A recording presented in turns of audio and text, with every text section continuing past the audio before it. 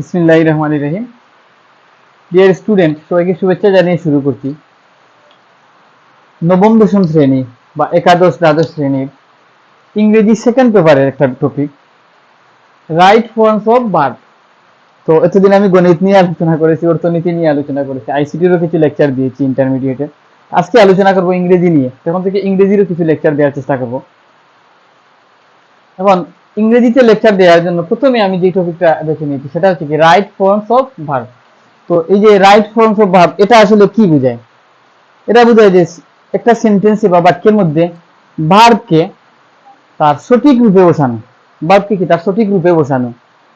তো ভার্ব কাকে বলে আমরা জানি, ইংরেজি বাংলায় যাকে ক্রিয়া বলা হয়, ইংরেজিতে তাকে ভার্ব বলা হয়। অর্থাৎ বাক্যে ভার্ব হচ্ছে কি বাক্যের একটা সেন্টেন্স বা বাক্যের হৃদস্পন্দন বলা যায়, এটা হৃদপিণ্ড বা হার্ট। ভার্ব হচ্ছে কি একটা বাক্যের হার্ট। তো ভার্ব ছাড়া আসলে বাক্য কল্পনা করা যায় না, হয় মেইন ভার্ব থাকে, না হয় অক্সিলারি ভার্ব থাকে। ভার্ব কোনো না কোনো ভার্ব বাক্য তৈরি করতে হলে আমাদের ভার্বের প্রয়োজন। এই verb right form of verb অর্থ হচ্ছে কি যে ভার্বের সঠিক ফর্মটা তুমি সেন্টেন্সে বসাবা। ভার্বটা দেওয়া থাকবে তো ভুলভাবে দেওয়া থাকবে, আর যদি ভুলভাবে দেওয়া থাকবে আর এই ভুল বাক্য সিচুয়েশনটাকে তুমি সঠিক ফর্মে বসাবা। ভুল ফর্মটাকে কি তুমি সঠিক ফর্মে এনে সেন্টেন্স অনুযায়ী, স্ট্রাকচার অনুযায়ী সঠিক ফর্মে বসাবা। এই ক্ষেত্রে আমরা এই যে ভার্ব রাইট ফর্ম বা ভার্বের সঠিক ফর্ম কিভাবে বসাতে হয়, কিভাবে সঠিক ফর্ম লিখতে হয়, এটা বোঝার জন্য আমাদেরকে সেন্টেন্সের একটা টপিক, মোস্ট ইম্পর্টেন্ট টপিক আমাদেরকে জানতে হবে। তো সেই মোস্ট ইম্পর্টেন্ট টপিকটা হচ্ছে টেন্স। টেন্স যদি আমরা জানি, তো টেন্স যারা জানে, তো ইংলিশ বোঝার ক্ষেত্রে বা ইংরেজি শেখার ক্ষেত্রে সবচেয়ে ইম্পর্টেন্ট টপিক হচ্ছে টেন্স। তো টেন্স সম্পর্কে যাদের ভালো আইডিয়া আছে তারা ইংরেজি শিখতে খুব বেশি একটা দৌড়ঝাঁপ করতে হয় না। তো টেন্স, এই রাইট ফর্ম অফ ভার্ব এর ক্ষেত্রে আমরা জানি টেন্স 12 ধরনের হয়। এই 12টা টেন্স ধারাবাহিকভাবে আলোচনা করব এবং এই টেন্সের উপর ভিত্তি করে কিভাবে রাইট ফর্ম অফ ভার্বের সঠিক ফর্মটা বসাতে হয় এটা আমরা দেখার চেষ্টা করব। এবং এর সাথে আরো এই টেন্সের 12টা ফর্মের সাথে আরো কিছু রুলস আছে। এই রুলস গুলো এক এক করে আমি আলোচনা করার চেষ্টা করব। তো প্রথমে আজকে একটা রুলস নিয়ে আলোচনা করব। আমরা জানি টেন্স 3 প্রকার, একটা হচ্ছে প্রেজেন্ট, ফিউচার, প্রেজেন্ট, পাস্ট এবং ফিউচার। আবার প্রত্যেকটাকে আরো 4 ভাগে ভাগ করা হয়েছে। যেমন প্রেজেন্ট টেন্সকে present indefinite, present continuous, present perfect এবং প্রেজেন্ট পারফেক্ট কন্টিনিউয়াস, এই 4 প্রকারে ভাগ করা হয়েছে। যেমন আমি এখানে দেখাই, একটা হচ্ছে present tense,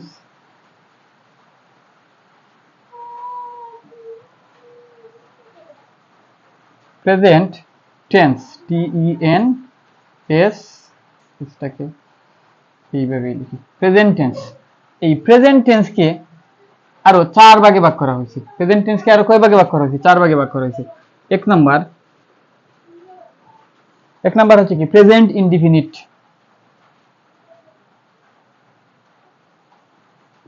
present indefinite,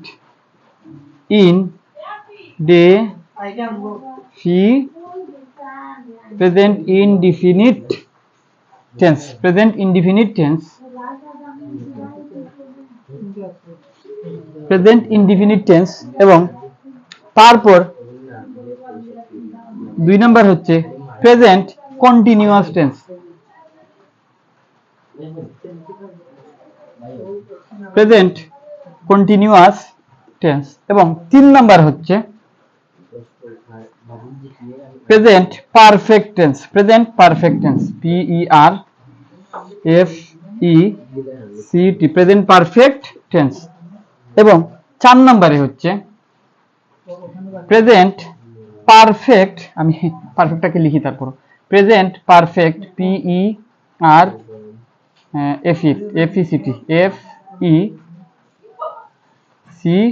present perfect continuous, present perfect continuous, present perfect continuous, present perfect continuous, TENS, present perfect continuous tense. এই হচ্ছে 4 ধরনের টেন্স। এটা হচ্ছে কি present indefinite tense. Present tense 4 ধরনের, present indefinite, present continuous, present perfect continuous. এইভাবে পাস্টও এরকম, past indefinite, past continuous, past perfect, past perfect continuous. ফিউচারও এরকম 4 ধরনের আছে, future indefinite, future continuous, future perfect, future perfect continuous, 4 ধরনের টেন্স আছে। আজকে আমরা প্রেজেন্ট টেন্সে এই যে প্রেজেন্ট ইনডিফিনিট টেন্স, এই রুলের ভিত্তিতে আমরা আলোচনা করব। এই রুলের ভিত্তিতে আমরা আলোচনা করব যে প্রেজেন্ট ইনডিফিনিট টেন্স কিভাবে হয়, প্রেজেন্ট ইনডিফিনিট টেন্স কাকে বলে বা বুঝার চিনার উপায়টা কি, এই বিষয়টা নিয়ে আমরা আলোচনা করব। তাহলে এখানে কি আছে, প্রেজেন্ট টেন্সটাকে আমি কেটে দিলাম যে প্রেজেন্ট ইনডিফিনিট টেন্স কিভাবে চিনতে হয়, এইটাকে আমরা আইডেন্টিফাই করব। তো প্রেজেন্ট ইনডিফিনিট টেন্স এটার সংজ্ঞা যদি বলতে চাই, আমি এখানে লিখি সংজ্ঞাটা। প্রেজেন্ট ইনডিফিনিট টেন্স আমি সেটা উপরে লিখি যে প্রেজেন্ট রুল নাম্বার 1, এখানে লিখি যে ROLE, রুল নাম্বার কত 1, রুল নাম্বার 1 হচ্ছে এটা। রুল নাম্বার 1 হচ্ছে কি present indefinite tense, present indefinite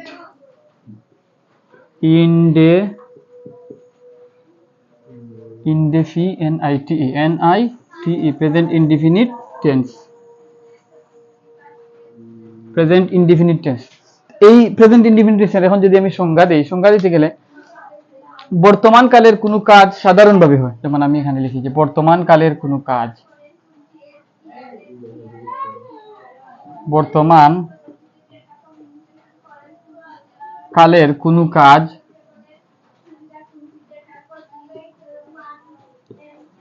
সাধারণভাবে হয়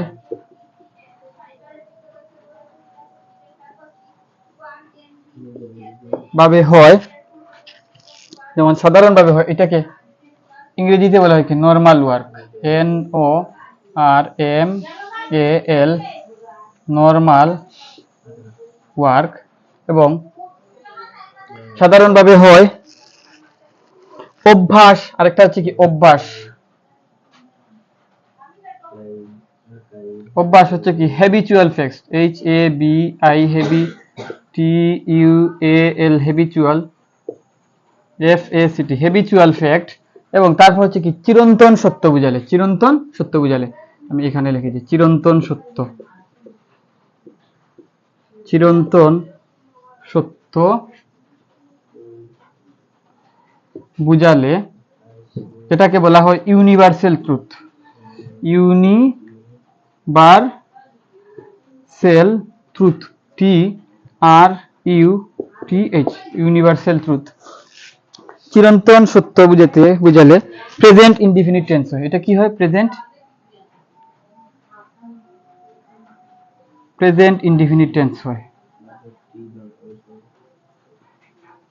প্রেজেন্ট ইনডেফিনিট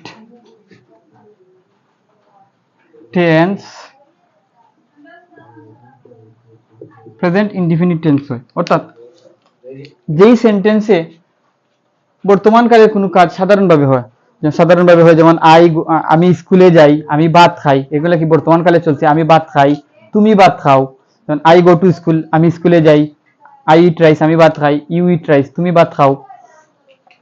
এইরকম যদি বুঝায় যে বর্তমান কালে, এই মুহূর্তে বর্তমান কালে চলছে এমন বুঝাচ্ছে, বা বর্তমান কালে কোনো কাজ সাধারণভাবে হয়, এগুলো সাধারণভাবে হচ্ছে, এরকম যদি বুঝায় তাহলে এটা হবে কি প্রেজেন্ট ইনডিফিনিট টেন্স। আবার আরেকটা আছে কি অভ্যাস, যেমন অভ্যাস দিক দিয়ে যদি বলি যে আমি রোজ সকালে হাঁটি, মানে প্রত্যেকদিন সকালে আমি কি হাঁটি, যদি এইরকম কোন সেন্টেন্সে আমরা দেখতে পাই যে এটা রোজ রোজ হয়, এটা মানুষের কোনো একটা অভ্যাস পরিণত হয়েছে, তাহলে এটা এইরকম যদি কোনো সেন্টেন্স হয় তাহলে এটা হবে কি প্রেজেন্ট ইনডিফিনিট টেন্স। এবং আরেকটা বিষয় যে ইউনিভার্সাল ট্রুথ বা চিরন্তন সত্য, যেমন সূর্য পূর্ব দিকে উঠে, দা সানসেট, এবং সূর্য পশ্চিম দিকে অস্ত যায়, তো সূর্য পূর্ব দিকে রেগুলারই উঠে, এটা কি চিরন্তন একটা সত্য কথা। আবার আদেশ উপদেশ এগুলো প্রেজেন্ট ইনডিফিনিট টেন্স হয়, যেমন সদা সত্য কথা বলো, নেভার টেল এ লাই, কখনো মিথ্যা কথা বলো না। এই যে সেন্টেন্সগুলা, এগুলা হচ্ছে কি উপদেশমূলক, যে এগুলাই হচ্ছে কি যে প্রেজেন্ট ইনডিফিনিট টেন্সের মধ্যে পড়ে। ইউনিভার্সাল ট্রুথ তো বলছি যে সূর্য পূর্ব দিকে উঠে, সূর্য পশ্চিম দিকে অস্ত যায়, এই যে কথাগুলো, এগুলা প্রেজেন্ট ইনডিফিনিট টেন্সের মধ্যে পড়ে। তাহলে সংজ্ঞা যদি আমরা বলতে চাই প্রেজেন্ট ইনডিফিনিট টেন্সের, বর্তমান কালের কোনো কাজ সাধারণভাবে হয় অথবা অভ্যাস চিরন্তন সত্য বুঝালে এইরূপ সেন্টেন্সকে যে সেন্টেন্সটা রেগুলার বোঝায় এরূপ সেন্টেন্সকে প্রেজেন্ট ইনডিফিনিট টেন্স বলে। এটা আমরা দেখলাম সংজ্ঞা।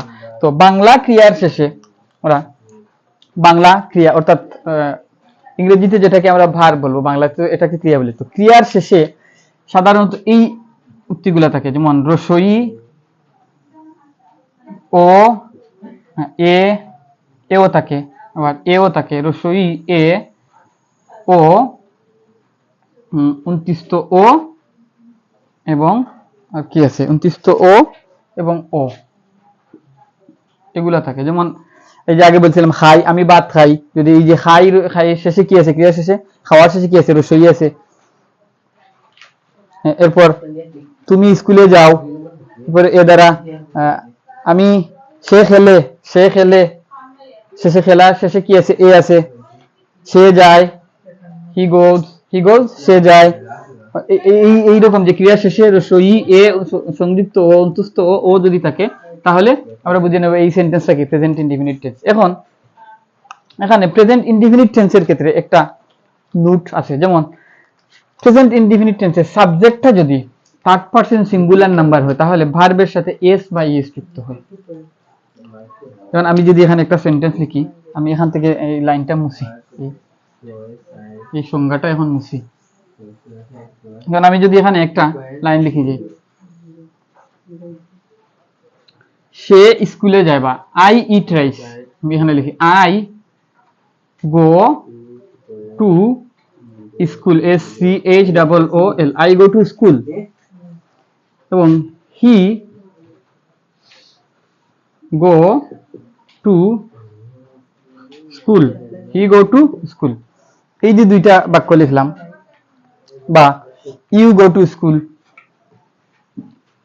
বা কি হতে পারে, ইউ গো টু স্কুল, আমি নিচেই লিখি you go to school, SCHOOL, you go to school. এই যে তিনটা বাক্য লিখছি, এখানে প্রত্যেকটাতে আমরা যদি সাবজেক্ট খোঁজ করি, তো সাবজেক্ট কি, প্রশ্নে যার দ্বারা কাজ, মানে সেন্টেন্সে বা বাক্যে যার দ্বারা কাজ সম্পাদিত হয় সেটাই হচ্ছে সাবজেক্ট। যেমন আই গো টু স্কুল, স্কুলে যায়, কে স্কুলে যায়, আমি স্কুলে যাই, তাহলে এখানে সাবজেক্টটা হচ্ছে কি, আমি।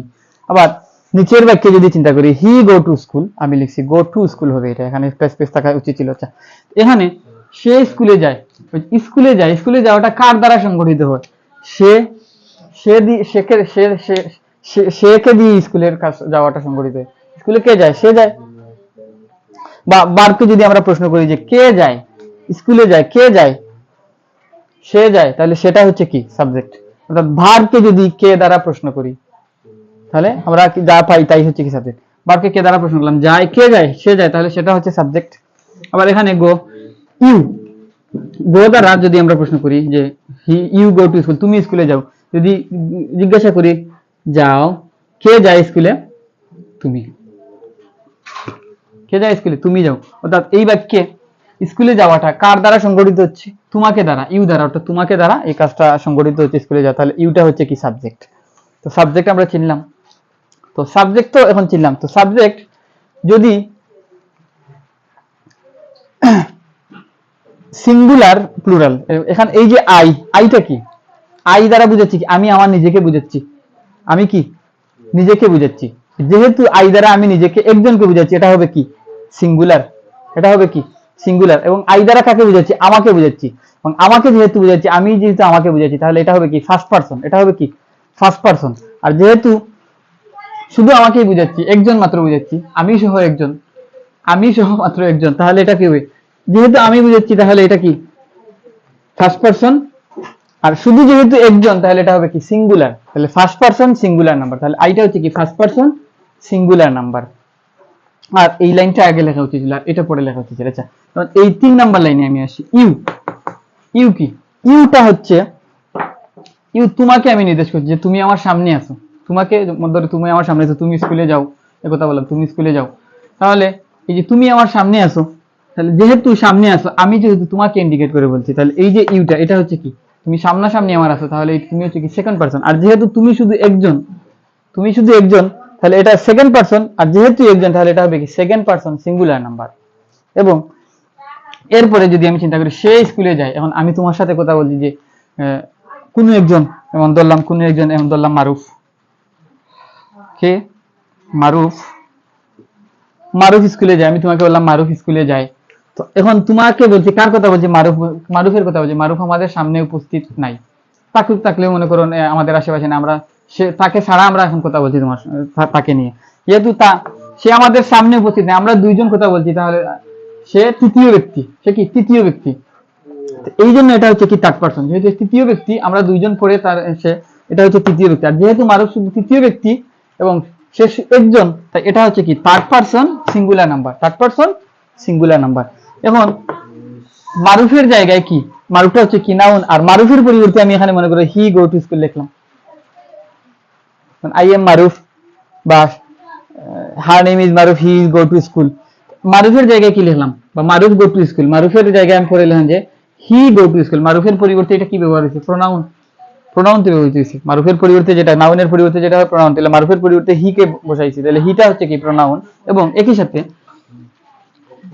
এই যে হিটা প্রোনাউন, এই যে নাউনের পরিবর্তে ব্যবহার হয়েছে, এই হি দ্বারা কি একজনকে বোঝাচ্ছে কি মারুফকে বোঝাচ্ছে। যেহেতু হিটা তৃতীয় ব্যক্তিটাকে বোঝাচ্ছে, সে তৃতীয় ব্যক্তিকে বোঝাচ্ছে এবং একজনকে বোঝাচ্ছে, তৃতীয় ব্যক্তি হিসেবে একজনকে বোঝাচ্ছে, তৃতীয় ব্যক্তি হিসেবে তাকে বলা যাবে থার্ড পারসন।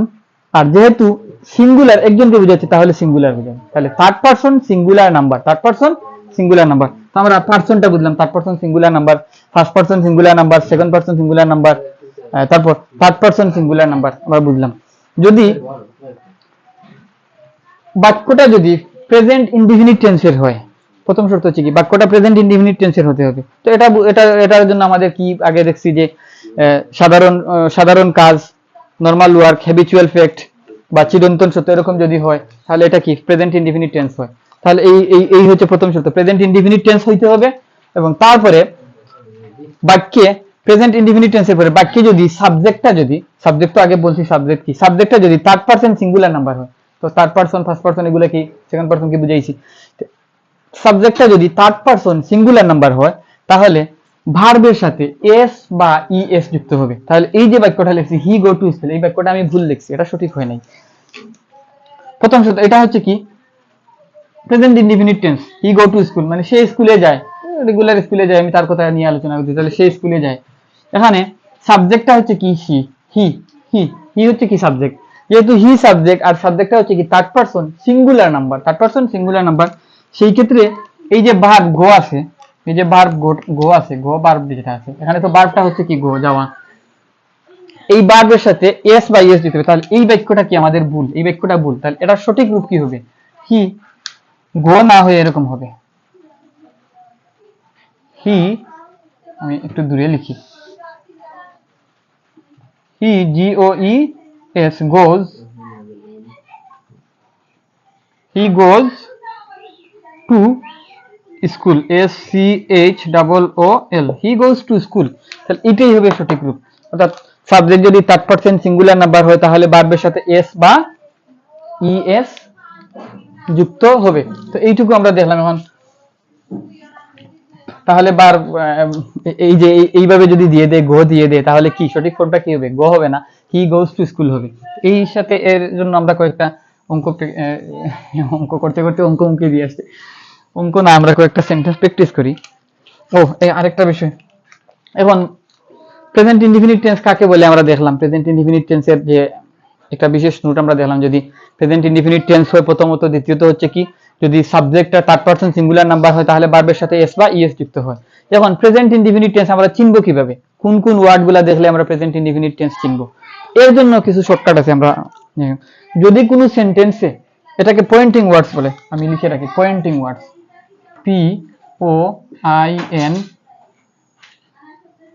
POINTING, পয়েন্টিং ওয়ার্ডস, এটা হচ্ছে পয়েন্টিং ওয়ার্ডস। অর্থাৎ এই শব্দগুলো যদি আমরা সাধারণত দেখি বাক্যে, তাহলে আমরা বুঝে নেব এই সেন্টেন্সটাকে প্রেজেন্ট ইনডিফিনিট টেন্স হবে। তো যেহেতু প্রেজেন্ট ইনডিফিনিট টেন্স হবে, যদি আমরা দেখি প্রেজেন্ট ইনডিফিনিট হয়, তাহলে ওই অনুযায়ী আমরা সেন্টেন্সে ভার্বের সঠিক রূপটা বসাবো।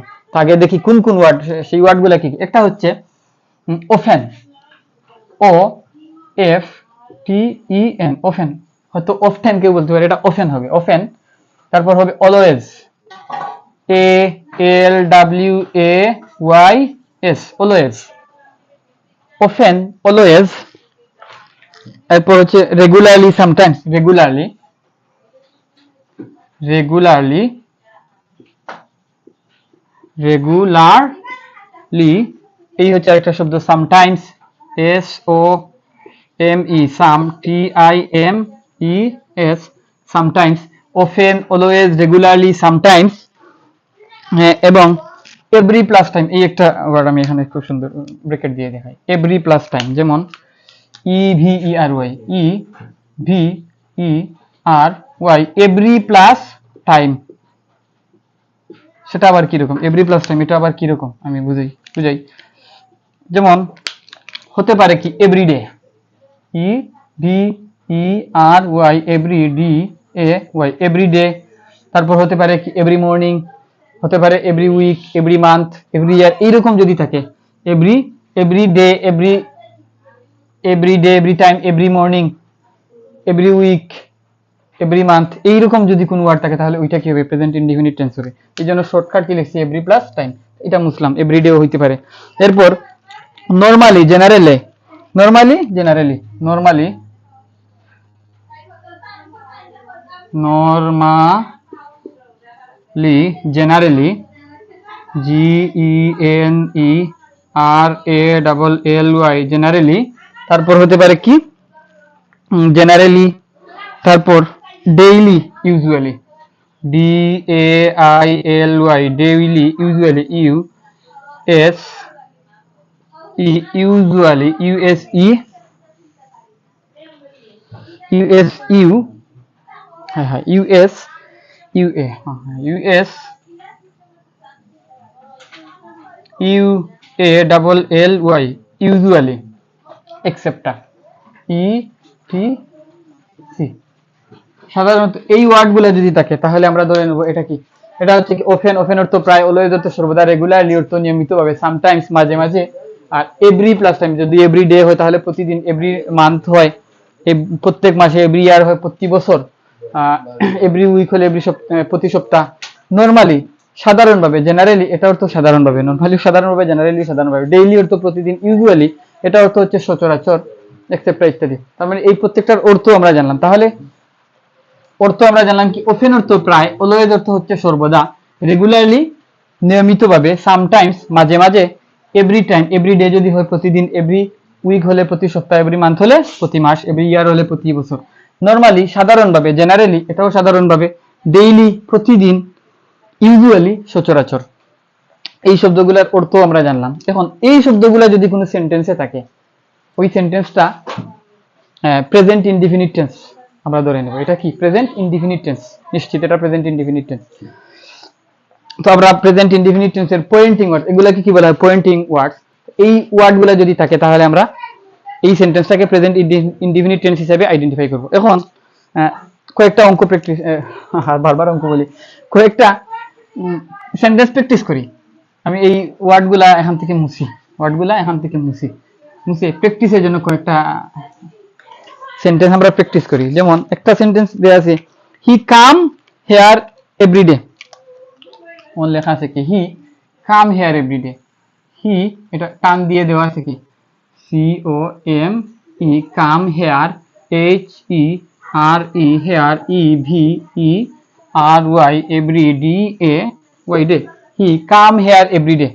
এই আছে একটা লাইন। এখানে হায় হায় হায় হায় কি করছি, হি, এই যে এখানে কি আছে, আমি যে পয়েন্টিং ওয়ার্ডস বলছিলাম এভরি ডে যদি থাকে তাহলে এখানে কি, এই যে পয়েন্টিং ওয়ার্ডস এভরি ডে আছে, তার মানে কি, এই যে বলছিলাম ওফেন অলওয়েজ, ওফেন অলওয়েজ, তারপর কি ছিল, often always, regularly, sometimes, every day, normally, generally, daily, usually, এগুলা। তাহলে এখানে কি আছে, এভরি ডে আছে, তাহলে এটা কি প্রেজেন্ট ইনডিফিনিট টেন্স। এখন প্রেজেন্ট ইনডিফিনিট টেন্স আমরা শনাক্ত করে ফেলছি। তারপর এখন দেখব সাবজেক্টটা কোন ফর্মে আছে। এখানে হি কাম হেয়ার এভরিডে মানে সে প্রতিদিন এখানে আসে, সে প্রতিদিন এখানে আসে। হেয়ার অর্থ তো আসা, এভরিডে অর্থ প্রতিদিন, হি অর্থ সে, কাম অর্থ আসা। তো হেয়ার অর্থ এখানে আসা না, হেয়ার অর্থ এখানে, কাম অর্থ আসা। তো সে প্রতিদিন এখানে আসে, সে প্রতিদিন এখানে আসে, এটার বাংলা অর্থ দাঁড়ায় কি, সে প্রতিদিন এখানে আসে। আমি বাংলাটা লিখলাম না। এখন এখানে সাবজেক্টটাকে প্রতিদিন এখানে আসে, কে প্রতিদিন এখানে আসে? হি, সে আসে, সেটা হচ্ছে সাবজেক্ট। এখন সেটা যেহেতু সাবজেক্ট, সেটা নাম্বার এবং পার্সনের জায়গা থেকে যদি বলি, তাহলে কোন নাম্বার এবং কোন পার্সনে পড়ছে? যদি পার্সনের দিকটা আগে আমি হিসাব করি, আমি যদি হই তাহলে কি ফার্স্ট পার্সন, তুমি যদি হও সেকেন্ড পার্সন, আর সে, তারা, ইহা এগুলা হলে কি থার্ড পার্সন। তাহলে এখানে কি সে, সে কি তাহলে থার্ড পার্সন, থার্ড পার্সন। এখন নাম্বার হিসাব করি, থার্ড পার্সন, তো থার্ড পার্সনে কয়জন আছে? একজন, দুইজন নাকি একাধিক? এখানে সে শুধু একজন, তাহলে কি সিঙ্গুলার, একজন মানে কি সিঙ্গুলার, তাহলে থার্ড পার্সন সিঙ্গুলার নাম্বার। তাহলে কি প্রথমটা শনাক্ত করছি কি এটা প্রেজেন্ট ইনডিফিনিট টেন্স, এবং তারপর সাবজেক্টে গিয়ে দেখছি যে ওটা কি থার্ড পার্সন সিঙ্গুলার নাম্বার। এখন যদি প্রেজেন্ট ইনডিফিনিট টেন্স হয়, সাবজেক্টটা থার্ড পার্সন সিঙ্গুলার নাম্বার হয়, তাহলে ভার্বের সাথে কি হবে? এস বা ইএস যুক্ত হওয়ার কথা, এস বা ইএস যুক্ত হওয়ার কথা। এখানে এখানে কি আছে? কাম লেখা আছে, এটাই হচ্ছে ভার্বের নিচে তো দাগ দিয়ে আছে, কালো কালি দিয়ে দাগ দিয়ে আছে ভার্বের নিচে। তাহলে এখানে সঠিক উচ্চারণ, এই কামটা কাম হবে না, কামটা হবে এমন যে, আমি টান দিয়ে রাখি, C O M E S হবে একটা, comes. He comes here everyday, H E R E here, E V E R Y every D A Y day, he comes here everyday. তাহলে এটাই হবে কি সঠিক উচ্চারণ, এটাই হবে কি সঠিক ফর্ম, ভার্বের সঠিক ফর্ম বসানো হবে, এটা কাম হবে না, কামস হবে। একটা দেখলাম, তারপর আরেকটা আছে কি, he play football, he play football, he play football, সে ফুটবল খেলে, হি প্লে ফুটবল, এই যে he P L A Y play football, F double O T B A double L, he play football, সে football খেলে। এখানে এই যে সে কি করে? সে খেলে, কি খেলে? ফুটবল খেলে, ওই যে খেলে, সে ফুটবল খেলে। তো খেলে, খেলাটা হচ্ছে ভার্ব, খেলে, খেলে যদি আমি বাংলায় উচ্চারণ করি তাহলে এইভাবে কি বলছিলাম যে খেলে, খেলে একটা এ উচ্চারিত হচ্ছে না, বাংলাতে যদি যাই তাহলে একটা এ উচ্চারিত হচ্ছে। যদি আমার এখানে পয়েন্টিং ওয়ার্ডস যেটা, সেটা আমি এখানে পাচ্ছি না, যে কি ছিল? Often, always, daily, daily, usually, এরপর কি ছিল আর, normally, generally, regularly, sometimes, everyday, এগুলা এভরি প্লাস টাইম এগুলা নাই। তো এখানে আমি ভার্বের দিকে যদি খেয়াল করি, হি প্লে ফুটবল, সে ফুটবল খেলে, যেহেতু সে ফুটবল খেলে একটা এ আসছে, তার মানে কি এখানে এই সেন্টেন্সটা কি প্রেজেন্ট ইনডিফিনিট টেন্স। এই সেন্টেন্সটা কোথায় পড়ছে? প্রেজেন্ট ইনডিফিনিট টেন্সে গিয়ে পড়ছে। যেহেতু প্রেজেন্ট ইনডিফিনিট টেন্সে গিয়ে পড়ছে, এখন আমরা দেখবো যে সাবজেক্টটা কোন ফর্মে আছে। সাবজেক্ট কি হি, তাহলে হি কি আগে দেখছি থার্ড পারসন সিঙ্গুলার নাম্বার, তাহলে যদি subject third person singular number হয় তাহলে কি হবে? প্লে না হয়ে ভার্ব তো প্লে, প্লে এর সাথে কি হবে? ভার্বের সাথে একটা এস বা ইএস যুক্ত হবে, তাহলে P L A Y, play না হয়ে হবে কি প্লেস, একটা এস যুক্ত হবে, he plays football, he plays কি ফুটবল, হি প্লেস ফুটবল। এইগুলো আরেকটা। এরপর ম্যান ইজ মর্টাল, মানুষ মরণশীল, আর এটা কি বলতে পারি? মানুষ মরণশীল, man is mortal, man is mortal, man mortal এইভাবে লেখা আছে, ম্যান এ এন, ম্যান এইভাবে দিয়ে এখানে লেখা আছে কি to be plus man is mortal. তো এইখানে ম্যান ইজ মর্টাল মানে ম্যান টু বি ভার্ব, এই টু বি ভার্ব আবার কি? তো টু বি ভার্ব, এই যে টু বি ভার্ব হচ্ছে পাঁচটা, কি কি টু বি ভার্ব হচ্ছে? এম, ইজ, আর, তারপর হচ্ছে কি ওয়াজ, তারপর হচ্ছে were, am, is, are, was, were, এই পাঁচটা হচ্ছে টু বি ভার্ব। এই পাঁচটা কি? এই পাঁচটা ভার্বকে বলা হয়, এগুলো অক্সিলারি ভার্ব, এই পাঁচটা অক্সিলারি ভার্বকে টু বি ভার্ব বলা হয়, এই পাঁচটা অক্সিলারি ভার্বকে কি বলা হয়? টু বি ভার্ব বলা হয়। তাহলে ম্যান ইজ মর্টাল, তো ম্যান ইজ মানুষ, ইজ বলে ফেলছি, ম্যান মর্টাল, এই যে টু বি ভার্ব, এই পাঁচটার মধ্যে কোনটা বসবে? এটা হচ্ছে মানুষ, আর এটা হচ্ছে কি মরণশীল, মর্টাল মানে হচ্ছে মরণশীল, মানুষ মরণশীল, এটা কি মানুষ মরণশীল, এটা হচ্ছে চিরন্তন সত্য, এটা হচ্ছে কি? এটা হচ্ছে চিরন্তন সত্য, এটা চিরন্তন সত্য। তাহলে চিরন্তন সত্য যদি বোঝায় তাহলে এটা কি হয়? প্রেজেন্ট ইনডিফিনিট টেন্সে হয়। এখন এই যে টু বি ভার্ব, এখানে কি হবে? আমি তো আগে বলছি ইজ হবে, এটা এখানে হবে কি ইজ, এখানে ইজ, আর এমটা শুধু আই এর সাথে বসে, আমরা জানি এমটা কি শুধু আই এর সাথে বসে, প্রেজেন্ট ইনডিফিনিট টেন্স যদি হয়, সাবজেক্ট যদি ফার্স্ট পারসন সিঙ্গুলার নাম্বার হয়, অর্থাৎ আমাকে নির্দেশ করে, তখন শুধুমাত্র এমটা বসে। এমটা শুধু আই এর সাথে বসে, এটা খাস, আই এর সাথে খাস। তাহলে ইজ হবে ম্যান, এটা কাকে বোঝাচ্ছে? প্রত্যেকটা মানুষকে বোঝাচ্ছে। প্রতিজন এক, প্রত্যেকটা মানুষকে বোঝাচ্ছে। সেটা থার্ড পারসন সিঙ্গুলার নাম্বারও ধরা যায়। Third person singular number man is, তাহলে এটা এখানে কি হবে? ইজ হবে, এখানে ইজ হবে। ম্যান ইজ মর্টাল, আমি এই পাশটাকে মুছি, ম্যান ইজ মর্টাল। হয় বড় হাতের এম কি, man is mortal, man is mortal, মানুষ মরণশীল। তারপর আরেকটা আছে, যদি প্র্যাকটিস করি তো তিনটে, এটাই থাক। তো পরবর্তী লেকচারে আমি 2 নাম্বার রুলস নিয়ে আলোচনা করব, প্রেজেন্ট কন্টিনিউয়াস টেন্স নিয়ে আলোচনা করব। আজকে এ পর্যন্তই, সবাইকে ধন্যবাদ জানিয়ে বিদায় নিচ্ছি। আসসালামু আলাইকুম।